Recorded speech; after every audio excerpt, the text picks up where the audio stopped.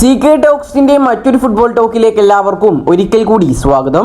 ഇന്നത്തെ ഒരു വീഡിയോയിൽ നമ്മൾ പ്രധാനമായിട്ടും കേരള ബ്ലാസ്റ്റേഴ്സിനോടനുബന്ധിച്ചുള്ള ഏറ്റവും സുപ്രധാനമായിട്ടുള്ള വാർത്തകൾ മാത്രമാണ് ചർച്ച ചെയ്യാൻ പോകുന്നത്. അപ്പോൾ ഏതായാലും വിശദമായ വീഡിയോയിലോട്ട് കടക്കുന്നതിന് മുമ്പായിട്ട് നിങ്ങൾ ഇതുവരെ ഈ ചാനൽ സബ്സ്ക്രൈബ് ചെയ്തിട്ടില്ല എങ്കിൽ ഇതുപോലുള്ള കൂടുതൽ ബ്ലാസ്റ്റേഴ്സ് വാർത്തകൾ ലഭിക്കുവാൻ വേണ്ടി ഈ ചാനൽ എല്ലാവരും സബ്സ്ക്രൈബ് ചെയ്ത് ബെല്ലൈക്കൻ എനേബിൾ ചെയ്തു വെക്കുവാൻ ശ്രമിക്കുക. ഒന്നാമത്തെ ഒരു വാർത്ത എന്നുള്ളത് കേരള ബ്ലാസ്റ്റേഴ്സ് എഫ്സിയുടെ സൂപ്പർ താരമായ ക്വാമി പെപ്പറെ കുറിച്ചാണ്. നിലവിൽ ഈ ഒരു താരത്തെക്കുറിച്ച് ഒരുപാട് അഭ്യൂഹ ന്യൂസുകളാണ് പുറത്തേക്ക് വന്നുകൊണ്ടിരിക്കുന്നത്. താരത്തെ നിലനിർത്താൻ ക്ലബ്ബ് ശ്രമിക്കുമെന്ന് നേരത്തെ തന്നെ നമുക്ക് വാർത്തകളും ലഭിച്ചിട്ടുണ്ടായിരുന്നു. താരത്തെ ക്ലബ്ബ് റിലീസ് ചെയ്തേക്കുമെന്നാണ് നിലവിൽ പുറത്തേക്ക് വരുന്ന റിപ്പോർട്ടുകളിൽ നിന്നും നമുക്ക് മനസ്സിലാക്കാൻ സാധിക്കുന്നത്.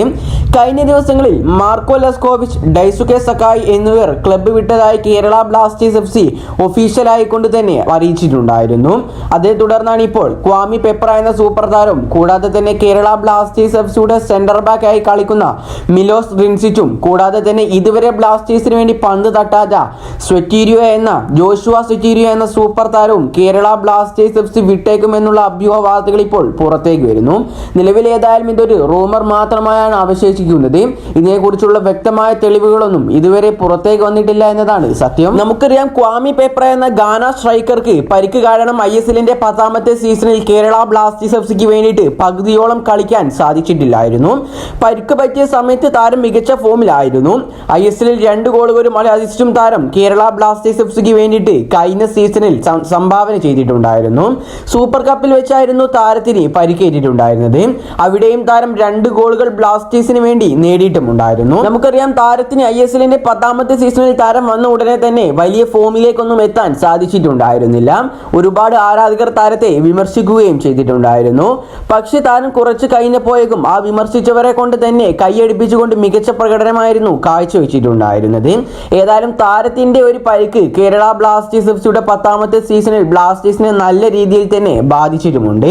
2025 വരെ നീണ്ടു നിൽക്കുന്ന കരാറിലാണ് കേരള ബ്ലാസ്റ്റേഴ്സ് എഫ്സിയിലേക്ക് പെപ്ര വന്നിട്ടുണ്ടായിരുന്നത്.